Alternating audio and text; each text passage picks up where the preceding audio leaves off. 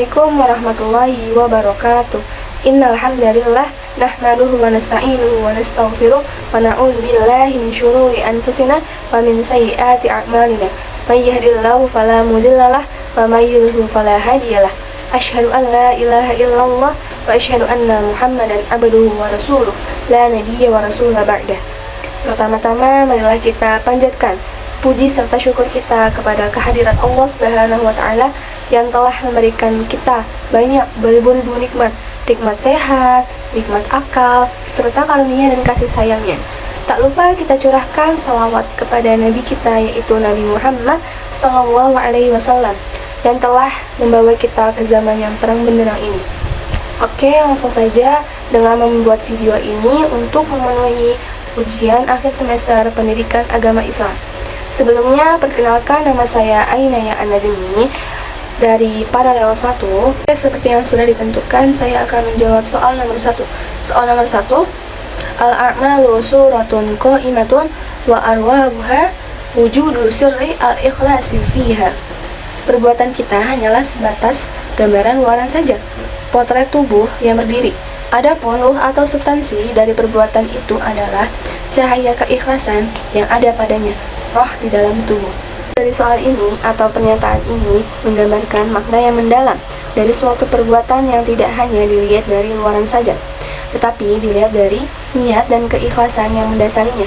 Sedangkan roh, jiwa, ialah terdapatnya rahasia ikhlas dan ketulusan yang ada dalam amal perbuatan itu. Adapun keikhlasan, orang-orang yang muqarrabin adalah menerapkan pengertian la haula wala quwwata illa billah, tidak ada daya dan upaya atau kekuatan kecuali atas izin Allah.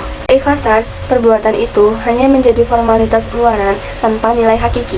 Oleh karena itu, fokus utama pada nilai dan tujuan, dan di balik perbuatan itu sejajar dengan nilai-nilai spiritual dan moral.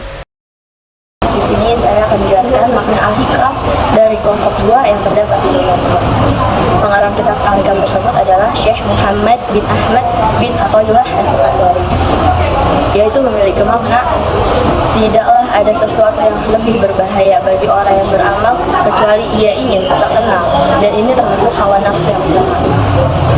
Rasulullah SAW bersabda, ma wado'a rafa'allah wa man takabara wado'ahullah. Siapa yang merendah diri karena Allah Ta'ala, niscaya Allah memuliakannya, dan siapa yang sombong, maka Allah akan menghinanya.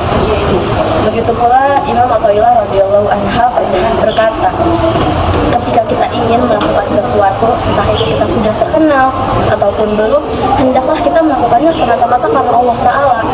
Mengapa demikian kita melakukannya karena Allah Ta'ala? Karena kita harus membersihkan jiwa kita membersihkan diri kita membersihkan hati kita. Mengapa kita harus membersihkan itu semua? Karena dengan kita membersihkan itu semua, kita bisa menghindari dari keinginan duniawi, dari hawa nafsu duniawi.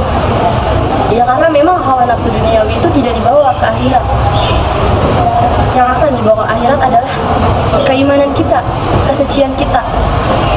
Lalu Ibrahim bin Adham pun berkata, ma sadaqallah wa man ahaba syuhratan. Tidaklah ia benar-benar melakukan sesuatu karena Allah kecuali ia ingin mahsyur atau ingin terkenal.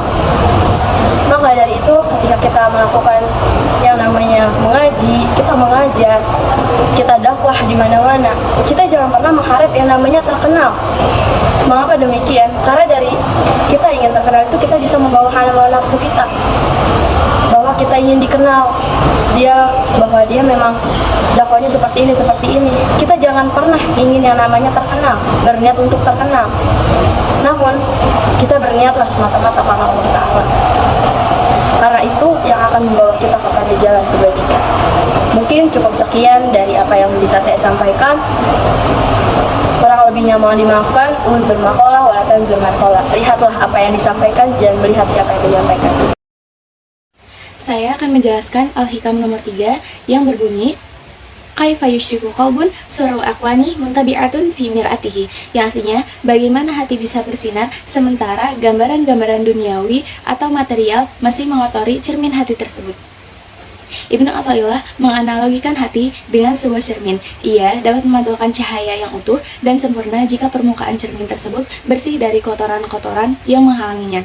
Ibnu Athaillah menggambarkan kotoran tersebut layaknya wujud material yang kerap bersarang di hati seorang salik. Secara etimologi, dalam bahasa Arab, hati dalam arti biologis disebut dengan kibdah, sedangkan kata kolbun lebih mengarah kepada hati yang menjadi tempat bernaungnya bisikan-bisikan halus ketuhanan. Kata kolbun seakar dengan kata qallaba yuqallibu yang artinya tidak tetap atau berubah-ubah. Seperti yang saya katakan sebelumnya, hati digambarkan seperti cermin. Tampilan cermin akan menampilkan gambaran yang sama. Seperti halnya hati, ia akan memantulkan gambaran sesuai dengan kondisi pemilik hati.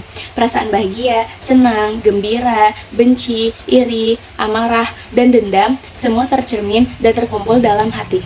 Hati memiliki peran dalam mengendalikan dan menggerakkan dan mengelola perasaan. Jika manusia terus menghadapkan keinginan kepada keduniawian seperti harta benda, kedudukan, kesenangan, dan lain-lain seperti harapan dan impiannya, maka semua itu akan tercetak dalam cermin hatinya. Seluruh perasaannya akan berubah dan dikerahkan untuk melayani hawa nafsunya.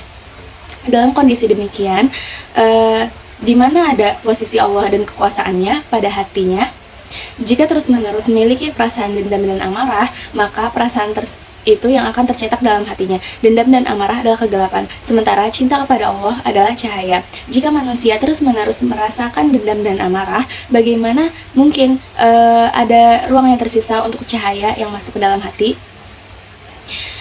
Jika hati manusia telah diselimuti oleh kegelapan karena menurut kepada hawa nafsu dan dosa, maka akan semakin bertambah titik-titik hitam di dalam hati.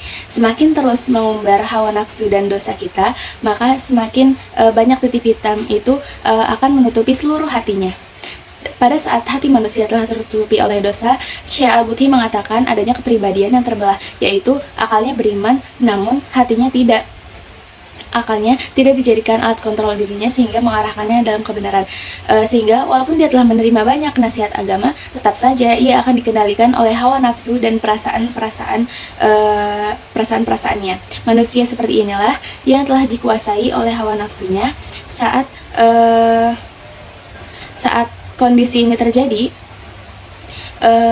maka tidak ada lagi tempat bagi hati untuk merasakan cinta, menjalankan perintah Allah, dan tidak ada lagi tempat untuk rasa takut yang menghalangi dan membentengi dia dari berbuat maksiat. Dan seperti yang kita ketahui, cermin akan memantulkan bayangannya sesuai dengan objek bendanya. Jika kita hadapkan cermin ke sumur yang gelap, maka permukaannya akan gelap dan hitam. Sedangkan jika kita hadapkan cermin kepada matahari, maka permukaannya akan berkilauan seperti cahaya matahari. Baik,